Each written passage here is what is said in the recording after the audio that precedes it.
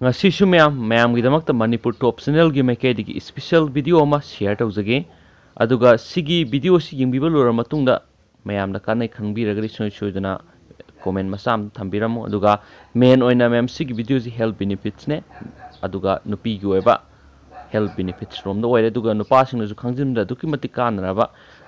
content amani khanjai aduga mayam sigi video si aina top channel amadu share tawjakhre aduga ngasi mu lakhachara kana mayam da mu share tawjage sigi content sigi maming ngasi share tawjagdri topic sigi maming na thagi khomkap khamba amasum uterine fibroids haba sigi matang dani mayam na share tawjagdri bisi mayam na share tawjarake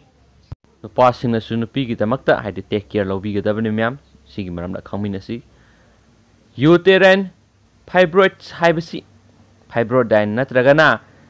layoma haina su khangnai masi nupi gi angang khaw gi wall da pomba apikpa tumor singni hairiba tumor apomba singasi benign oi haibadi makhoi si cancer oirakadaba apomba nati adumainamak makhoi sina saina kholamadi atopa yamna nuaitaba layong kayadi thoganba yai fibroid singasi nupi singi oina khwaidigi common oiba benign tumor makhani makhoi asi angang pokpa yaba sahi matangi nupi singdana khwaidigi hena nagali nupi singna masigi khudong sadaba si thagi khomkap khamba horakpa manung amadi khamkhraba matung phawba adum makha chathaduna leiba yai natragana hairiba punsigi tangkak asida ihan hanba oina naba horakpa phawba yai haksang na yauriba estrogen amasum progesterone hormone sing asina fibroids ki risk hengatlakpa ngami thagi khongkap khambagi hanba tangkak manungda nupi gi haksangda estrogen amasum progesterone gi sang hanthana puthui masina maram oiraga fibroid oirakpa yabagi khudong thiba hanthara'i hormone gi level hantharakpa asina hana yauduna leiraba fibroid singi chawgi sang hanthalakpadasu mating pangba yai nupi singda fibroid leirakpa yabagi risk hengat hanba risk factor kaya marum lei makhoi singadugi manungda panba yaba singdi blood pressure wangba hypertension vitamin D gi sang nemba imungi miyoi singda fibroid laikibagi history leiba haksang noiba mamangda miron khidriba matam sangna amadi yamna ka hena stress leiba asina singba singni masagi sahi nifu gi mathakta leiba nupi singsu fibroid ki risk wangi fibroid na premenopausal thagi khongkap kalamdai amasum postmenopausal thagi khongkap khamlaba matungi tangkakta leiba nupi singbu tungan ba matang singda effect tawbiyai ayamana premenopausal da leiba nupi singne hena sathiba layong sing thengnagani karigumba matamdadi fibroids ki layong amata ulaktabasu yawi doctor na pelvic exam tawba matamda fibroid leire haiba khangba yai premenopausal natraga postmenopausal gi tangkakta leiba nupi singna makhada piriba fibroid ki layong sing asi thengnaba yai layong sing adudi e yamna ka hena satpa spotting e khara satpa toina tawba e ka hena satkibadagi anemia narakpa thagi khongkap lakpaga manana puk yekpa pukki makha thangba sarukta ithan thangatpagum phawba puk kangkhatpa khwang naba mapan toina thokpa incontinence natragana hakki ising phajinba ngamdana sakhiba haktinabada naba phawba lehau oningba kok sikpa asina chingba panba yai fibroid amana natragana fibroid singi sabun amana angang khawgi wall da pressure pirakpanasu mathaki layong sing asigi manungda kaya ama thowan mangame khudam oina fibroid singna bladder da pressure pirakpana mapan toina thuwali thagi khongkap khamkhraba matungda fibroids layengba fibroids asi layengnaba khonabada aruba ama oiba yai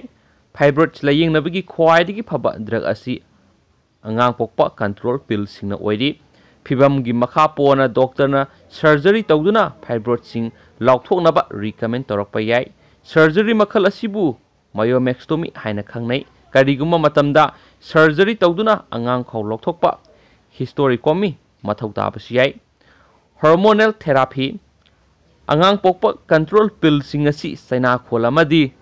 e ka hena satpana singba fibroid ki layong sing manage tawnabagi pambai amani adumainamak masimakna apomba sing adugi chawbugi sang hantahanba natragana manghan khibati ngamde hormonal therapy gi matung tongan ba makhal singlei फिबमगी मखा पोना करम्बना ख्वाइदगी फगदगे हाइबदु डॉक्टरना लेपकनी हाइनसु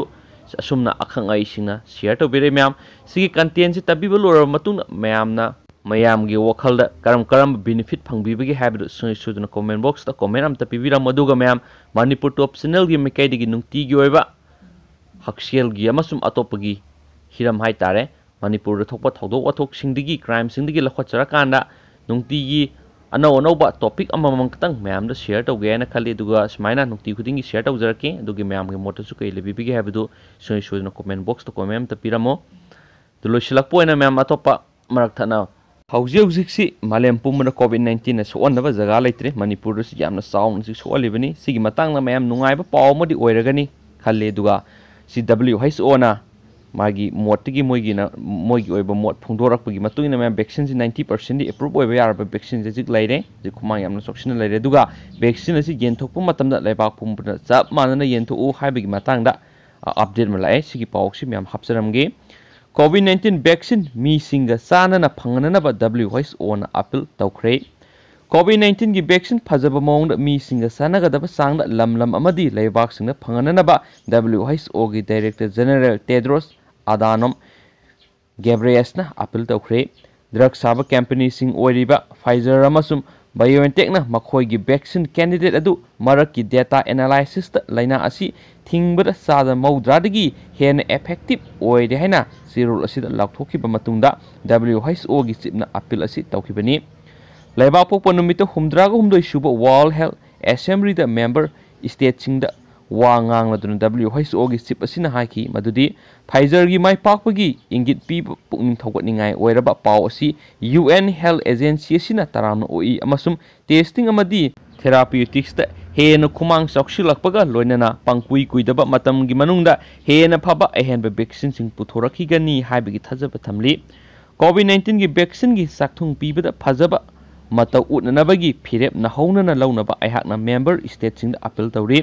vaccine फंगनबगी थौरांग असिदा लेबाक अमता खत्थबगी थवोंग लेहलोइदबनी हाइना गैब्रियसना फोंदोखी Pfizer अमसुं बायोएनटेकना हौजिक लैरिबा project सिंगदा युमफम ओइरगा मालेम पुंबगी ओइना सही असिदा vaccine dose million 50 फावबा अमसुं कुमजा इंग्लिश सिंगनिगा कुनगा मथोइदना डोज मिलियन 1.3 फावबा पुथोरकपा याय हाइना थजनरी फाइजर अमसुं बायोएनटेकना पुथोलिबा असिगुंबा सिजिनबा यारगदबा वैक्सीन अमबु येनथोकपा नत्रगना साइथोकपगी मतंगदा सिंगनबा क्या लेबगी वफम असि WHO ना अफ्रीका की रीजनल डायरेक्टर मसिदिसो मोटिनसु पुखलखी हाइरि हैनसु पाउक्सियेसन मखाताना फोंदुरगली दुगा मैम हौजिकी ओइनदी मतंग साइजा लुसिनजरगे दुगा होरेन पुंग अमा अनि दाइ सोदना मरुओइबा पाउक्सन खुंगा चरकान मैम नमु शेयर तौजरके अदुफो मैम गा मिनरसी एंड थैंक यू।